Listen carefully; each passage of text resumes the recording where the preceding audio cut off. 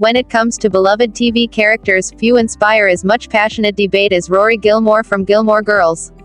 Over the years, fans have taken sides, Team Dean, Team Jess, or Team Logan, fiercely defending their favorite of Rory's suitors. But what do the creators of the show think?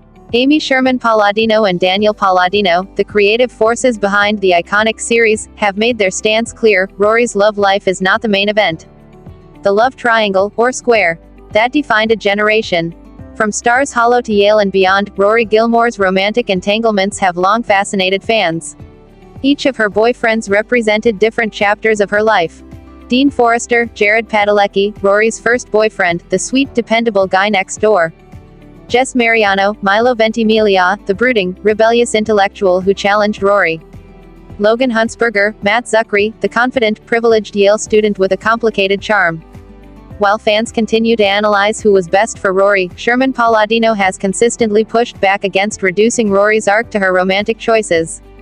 The creator's perspective: career over courtship. In multiple interviews, including with Glamour, Amy Sherman-Palladino emphasized that Rory's story was always meant to be about Rory. She explained that the relationships were crafted to reflect different stages of her maturity, and were not the endgame of her development. "We never viewed the boyfriends as the ultimate goal," Sherman-Palladino said.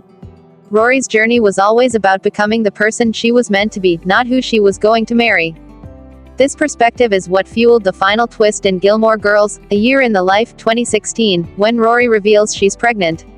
The plot point was planned years in advance and was meant to symbolize a full-circle moment, echoing Lorelei's journey as a single mother while emphasizing that life rarely follows a clear path. An open-ended ending, by design. Sherman-Palladino deliberately left the revival's ending open, much to the frustration and intrigue of fans. The famous, last four words, "Mom, yeah, I'm pregnant," weren't intended as a cliffhanger or set up for more episodes, but rather as a thematic conclusion. "That was always the ending we envisioned," she explained in an interview with Vogue.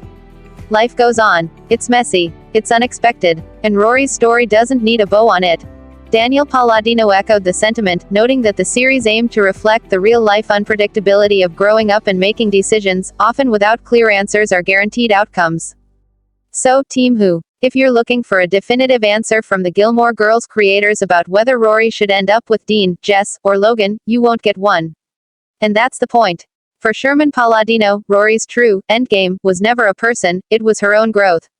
While viewers may argue passionately for their team of choice, the creators gently remind us that Rory's story was always about independence, ambition, and self-discovery. As fans, we're free to dream up our own happily ever after for Rory. But in the end, perhaps the best love story is the one she writes for herself. What do you think? Should Rory have ended up with one of her past loves, or is she better off on her own path? Let's discuss in the comments.